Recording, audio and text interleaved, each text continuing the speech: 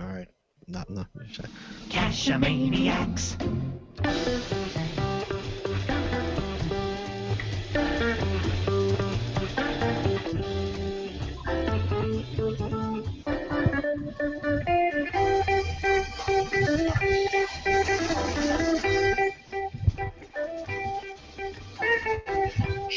GeoGearHeads.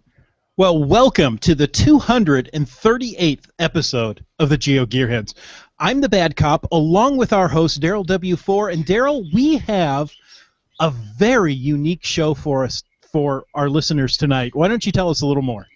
Yeah, this is one I know everyone has been looking forward to, and that's our debate with the GPSR versus the smartphone.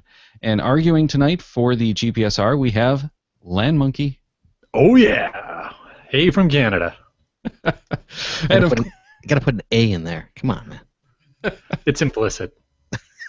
Maybe OA, yeah? Oh, man. All right, and arguing for the smartphone, we had to have Scott Burks join us for that. Hey guys, how you doing tonight? Hey. Hey. Well, this is going to turn out to be really interesting, so let's jump right into it, because what we're going to do is 3 rounds for 3 basic categories that we want you guys to argue for. Each of you take about 4 minutes to 3 to 4 minutes to talk about your argument for and against. And then Chris and I are going to score it on a scale of 1 to 5 and for each of those platforms. And then we're going to figure out at the end who won based on those scores. And that's purely based on our feelings and whatever bribes you have given us well ahead of time. I'm just throwing that out there. Do you need my mailing address once again? So there's no science that's going to be involved in this whatsoever. Oh, just like caching by smartphone. Right? Save it for the rounds here. For the record, this is going to be the easiest win I've ever had. Just for the record. All right, so again, what we're looking for is which unit is going to be the best device for cachers to take out into the field to go caching. And that it's entirely up to you guys to convince us which one's which. And of course, now Daryl, you just said into the field, correct? The field, yes. Not in the city, not. Well, okay, into the field meaning outside. Outside. I heard it. Under the sky, though sometimes it can have trees or buildings or caves or whatever. But no, we're looking for which is the best all-around device if you're going to have one device that you take with you. Which one device to rule them all. Right. Now, before we actually get into this, we should tell everyone, all of us on the show use both devices. Yes. But we're going to try to figure out which one is the best one. I'm going to preface this by saying I am completely a GPSR guy, but I'm going for the smartphone, and I'll put up a good fight. There you go. All right. I've never seen you use a GPSR. And I think I've cached with you twice. What are you talking about? Oh. But yes, I when I am in the woods, when I am in the woods, I use a GPSR. When I am in my car, I use a smartphone. Yes. Well, all right. As we said, 3 so we're rounds. Done now, right? That's it. That's it. I rank them both a 5 out of 5. Oh, it's not how this works. It's not how any of this works. Okay, so we're doing 3 rounds. The first one is accessing caches. So we've broken that into 3 parts. Okay? Mm-hmm. Loading cache information, viewing cache information, and reading descriptions and/or logs. And let's start with GPSR on accessing caches. Loading, viewing, reading. Sure. Well, my statement starts with, GPSRs have traditionally been challenging to load cache information on. I'm not going to argue that at all. That has changed dramatically, and certainly anybody who's using a GPSR with a reasonably simple workflow is going to find them not only simple, but extraordinarily reliable to connect, load, and go. Now, also GPSRs have come a long way from the ones that made viewing cache descriptions, attributes, and hints difficult to read. Those are all very quick and easy to find on your GPSRs these days. And for most caches you're after, what information do you really need beyond attributes, hints, and cache descriptions? So lastly, I'd say GPSRs hold the last 4 to 5 logs, depending on your model, at the time you loaded the GPX file. And honestly, if you need to go further back than that, then perhaps the problem isn't the technology, but maybe the problem is actually the logs people are posting, and no amount of technology, smartphone or GPSR, is going to help improve logging etiquette. So there's my position on GPSRs. Well, you were way more prepared than I am. It's going to be a fun night, Scott. Okay, this is gonna be really easy, especially with this one right here. You're gonna equate a smartphone to a GPSR. The smartphone wins, absolutely, hands down. I can access the internet. I can access geocaching.com via its own official app, the legacy app, or good old Cachly, my good go-to choice. All of them will show you everything you want to know about the app. It's going to show you the terrain, the difficulty, every log it's ever had, not just the last 5 logs. It's going to show you everything you want to know. Everything's going to be there. There's nothing. I mean, and the access you can even do offline. I can actually offline if I'm going to be in a place that does not have any kind of service. I can offline my maps and use them there. Everything is there. There's no reason to use a GPSR when I've got, when I've got a smartphone. There's no reason for it. Thank you. All Okay. right, so Land Monkey, do you have anything to add after Scott's arguments? Oh, a rebuttal. Yes. A rebuttal. So, yeah, I would say that when you're going to use a smartphone in the field, absolutely, I won't disagree with Scott that as long as you have a data signal, you can download and grab as much of everything that you want. But again, back to my point, how much do you really need to have a true geocaching experience? I mean, if you want somebody to just take your hand and walk you right to the cache, sure, yeah, why don't you just bring along a whole bunch of people?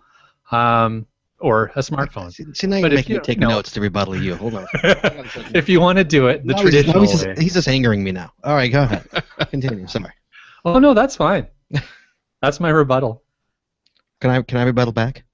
Absolutely. Go ahead. All right, walk me to the cache. Are you kidding? You're using a GPSR. You get within 5 feet of this thing. A phone's nothing better than 20 feet. Talk about walking you to the cache is with a GPSR. So don't talk about walking me to the cache. Okay? Because you literally walk to the cache with GPSR. And a GPSR, when it comes to urban caching, which let's be honest here, 95% of the cachers do, it is complete and utter overkill. It's unneeded in this day and age. Thank you. God bless. All right. I don't think I have any more questions about this one. Chris, do you have anything you want to ask either one of our platforms here? Well, Land Monkey touched on it. It really relies on data. If you're planning ahead, yes, you can load things offline. But if you're out caching and suddenly you're, down in a valley and you thought, oh, I didn't think I wouldn't have cell signal here. I didn't plan ahead. Mm-hmm. So, at that point you drive somewhere else, you get your cell signal, you download, and you drive back. So, I mean, yes. Absolutely. But, and I have come across that where I've gotten zero signal. It has happened, absolutely. But that is, how often does that happen? It's happened to me maybe, I've cached 1,000 times, if not more. It's happened maybe 3 times. I can say here, where I am, it's rampant. I used Cachly here after, day 1. And, I could download every cache on the island offline. And I've done that, and it saved me a couple of times. But that's the same thing that GPSR users have to do every time they go out. Mm-hmm. You have to pre-plan, which isn't a bad thing. Maybe that, it takes away a little spontaneity, but maybe you're more prepared when... And there's nothing wrong with pre-planning. You do that if you do that with a phone, absolutely you can do that. But the beauty of the phone is that you 95% of the time you don't have to do that. It's already the problem with the phone though is that you become so accustomed to having everything that you get into a habit of not pre-planning, and then you end up in trouble. Well, no, because if you're going to do something like a power trail in the middle of god-awful nowhere, you're like, you know what, I'd better prepare. I'd better, just in case, download the maps in case I don't have signal. There's no guarantee. So if you're going on something along that route, you will prepare. That kind of planning ahead sounds like the smarts that somebody who uses a GPSR would do. It would, but why? It's overkill. We just still discussing this? It's 2016. It's overkill. Come on. All right, so I have one point that neither one of you touched on, and that's the actual readability of the device out in the field. as far as clarity of the screens. All right, I thought that was in number 3, but that's fine. We can talk about that now. I think it's remarkably incredible to have a screen that's actually designed to be read in all kinds of weather conditions, as opposed to one that's designed to be used indoors and maybe a little bit outdoors. So I would say GPSR hands down wins the readability in any climate, in any situation. I disagree. Especially with the newer phones, I completely disagree. I think a lot of them are now built for the outside, and they are building them so you can see them better outside. I know the iPhone for a fact that is you can view a lot better on the outside. In the outside. So and as soon as it gets a little water on the screen. Well, that's why you have a LifeProof or something like that. It's not perfect. I'm not saying that the phone is perfect, but compared to like I said, the GPSR is complete overkill. It's just not needed anymore. Right, but if you're arguing specific models, you could extend the argument to anything. But if you're looking at generalities, generally a GPSR is going to be far superior than a smartphone for reading in the outdoors. But what about the clarity? Mm. How clear do you need it? And ease of use. I mean, clarity and ease of use. You can't doubt that the phone is better. You can't. How clear do you need it if what you're looking at is a map and then some text?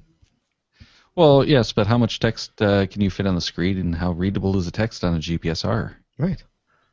How much text do you need if you're How many selfies can I take on a GPSR, there, champ?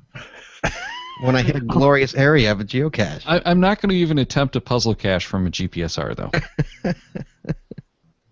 So I will admit my bias is going to filter into this scoring. I'm sorry, Land Monkey. I'm only going to give you a 2. A 2? Really? What are you giving me? You're going to get a 4. Right? As I should be. That's why I love Daryl. Chris, what are your scores? Well, I gave the smartphone 5s on this, and I gave the GPS a 3.5. All right. So let's move on to the second round, which is going to be actually finding the caches. So we're talking here about viewing on the map, the compass, logging, that kind of stuff. And since Scott, you got to go second in the first round, you're going to go first this time. Okay, can you read it one more time? What I have to talk about? We're going to talk about just the finding of the caches, viewing the caches on the map, doing the compass navigation, and logging. Would you like him to do your argument for you too, Scott? Oh, wow. Wow. Wow. Kitten has claws. Look at him. All right. Well, I will say the GPSR is great at, like I've said, if you need to have your hand held to the cache, the GPSR is the way to go. I have proof of that personally myself, where I've zeroed out, looked down, and there's the cache. It has happened to me. The beauty about the phone is that you have to have some geosense with the phone. The closest I've gotten with the phone is like 10 feet. So I've got to have some geosense. It works my geosense. I figure the GPSR doesn't really work my geosense the way a phone does. In terms of the compass, yeah, the phone, the compass on cache, I find out after you made those changes, works fantastic. It works really great. I'm having no issues with it. In terms of clarity and all that, I have no issues with anything that the phone has. It really comes down to how you want to do it. Do you want, as Lamb Monkey said, if I want my hand held walking to the cache, I can go for a GPSR. But if it's actually wanting the geocache and actually have to do a little searching, then yeah, I prefer the phone. And what about for logging? Oh my God, logging is easy. It's not even nothing. I have it auto set. I push 2 buttons and it's logged. It's done. You can't get any easier than that with your GPS. Can you even log from a GPSR? Well, you can. You have the field notes that you can upload if nothing else. But that's like a whole nother. I'm making Land Monkey's argument. What year is it? 2009? Come on. Really? Field noted? Really? Who does that? Come on. I could do it in 2 buttons. Go on. It's away. It's on the internet. Done. Move on to the next one. That's not even a topic. Come on. Hands down, the phone wins that. All right, Land Monkey, why don't you make your arguments? Sure. Well, so given that these first 2 criteria were weighted heavily in favor of smartphone caching over GPS and making things a little more challenging, let's just start off by saying that not only should you be caching with your geosenses, but probably also your common sense. GPSRs, By default, they'll display caches and other important geocaching waypoints with the same speed and readability that you'll get on your smartphone. But in addition, GPSRs make the process of adding waypoints significantly simpler and far more accurate. For instance, let's say waypointing where you parked before heading into the woods and keeping an accurate record of your path you've taken to allow a safe backtracking. There's a little bit of common sense you might want to use when you're geocaching. Now, as for the actual viewing, let's talk about, well, we already talked about the screens. See, you had things out of order here, Gerald. You messed me up. All right, but we've already talked about the screens and the viewing. Now, the compass. Now, cell phones use combinations of magnometers, Wi-Fi, and cell towers to make them highly accurate in urban settings. But where do you actually want to go geocaching? Sure, there's a high density of geocaches in urban settings, but are they as actually interesting and as exciting as getting out deep in the forest, up on the side of a mountain, somewhere really interesting? Now, once you're out of a high signal strength cell area and you're away from the Wi-Fi signals, the GPSR clearly has the upper hand because it's intrinsically designed to do 3-axis magnometer directionality. It's going to be a better compass. And hey, I'll gladly concede that you're going to type a log entry more readily on a smartphone and go ahead and use up more of that limited battery life. Is that it? That's it. That's all that's needed. I am so turned on right now. I just want you to know that. Seriously. Don't try and distract me. That was so sexy. Really. You've prepared. I could tell. So I'm loving that Edwin has, oh man, Scott's reasoning is just making shit up. That's his That's so true. My rebuttal of that, how am I going to rebuttal that in that beautiful voice? Come on, I can't rebuttal that. He's bringing up magnometers and stuff. I can't rebut that. Come on. He's absolutely right. When you're in the woods, the GPSR is a better thing, is a better tool to have. But when you're in the urban, there's no doubt that the phone is better. And he can't negate that or debate that. That's just the way things are, you know. So, do you hear my thunder? Do you hear that? Yeah, I thought that was God backing you up. It's God saying, "Land monkey's a fool." I thought it was God. No, I was talking to him before the show.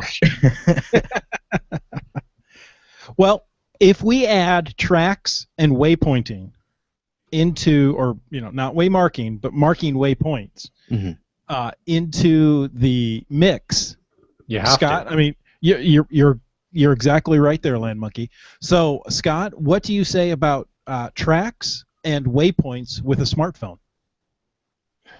Well, tracks you can obviously do with a smartphone, so that's really a non-issue. When it comes to waypoints, you can do waypoints on a phone. You can do that on a phone now. How easy is it? It's really easy. I mean, you can do it in Cache. I could do it in one step. I don't find it that difficult. How easy is on a GPSR? Click. Exactly. It's the same thing on a phone. Click. You want me and Lammonkey can race, and we could do it one at the same time. We should probably note that there are a few of the Android apps that do allow for the tracks, but I don't know of any. Yeah, I don't know of any of the geocaching apps on iOS that do. And of course, you could go out and get one of the third-party tracking apps, and that would give you the same functionality, just not in the same view, which of course is what we're looking at. Sure, but to Scott's earlier point, once you're out of an urban setting, the tracks are useless on a smartphone. Yeah. It'll take your track and it'll look like a big triangle. Literally. But if you're needing, if you don't need tracks, then you don't need tracks. In an urban setting, you shouldn't need tracks. No. So when you need them, you need to use the technology that's going to support it. Mm-hmm. All right, and quick note here that Team Effigy in the live Q&A is rebutting your argument on logging, saying that that's not logging, that's marking it as found. Aha, touche. That's right. Meanwhile, White Coaster says, let's hear it for the TFTC logs from phones. Right? There you go. Yeah. Actually, mine's like, I was in the area. Thanks for the hide is what mine is. And you know what? Just to go back to an earlier comment that I made, no amount of technology is going to improve logging etiquette. So yeah, if you've got a smartphone and all your logging is TFTC, go trade it in for a GPSR because you're not using it. That's right. Now I have to. with the smartphone, it is so much easier. I often use voice dictation as I'm walking away from the cache to write, more than TFTC or whatever I have in my cacheling note to paste in there. But with a GPSR, see, now I'm playing both sides here. I'm helping you both out. You're welcome. With a GPSR, you go back home, you sit in front of a full-size keyboard, and you can type and think and, remember, hey, this was the best cache of the day. When you're doing it at the time, it may be a good one, but you don't realize it was the best of the day. So it's whether you do it quick or whether you do it well. Correct. I learned, for years I did it where I didn't log on the fly and actually went back and actually logged my caches. But I found out that I can't go to bed unless all my caches are done. And that was an issue, especially, when you're doing 80, 90 caches in a day and you get home at, 12:30 at night. You're not going to bed till 3 in the morning because you're logging all your caches.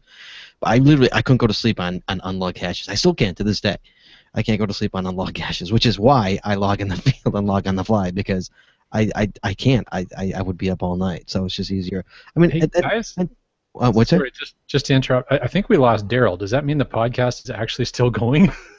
Well, the podcast is still going. Daryl's not recording at the moment, so this is going to be awkward. Yeah. Should we wait? Well, sorry, I didn't mean to interrupt you, Scott, but I thought no, you absolutely. make a good point. It's going to get lost. I didn't remember what I was talking about. What was I talking about? Oh, perfect. No, that's good. I literally don't even remember. About not being able to go to sleep until you've logged your caches. Oh yeah, well no, and so that was my point. That wasn't even a talking point towards me. Was that is just that's one of the reasons why I log on the fly now. I couldn't do it. That has nothing to do with why I do use a GPSR. It's not one of the reasons I don't use it. But it's one of the reasons I can't. I do log on the fly, and if it's a really nice cache, I will add to the like I say, I have my staple 2 clicks and it sends it. But if it's really nice, or I want to add something, or something funny happened, I can add to it. Just as easy. Well, as a quick review, and kind of filling time till Daryl comes back. So this is the second round, and it started off with 3 points. We've expanded to 5 points. So the first one, viewing on a map. Second one is compass. Third one is logging. And the new ones that we've added are tracks and waypoints.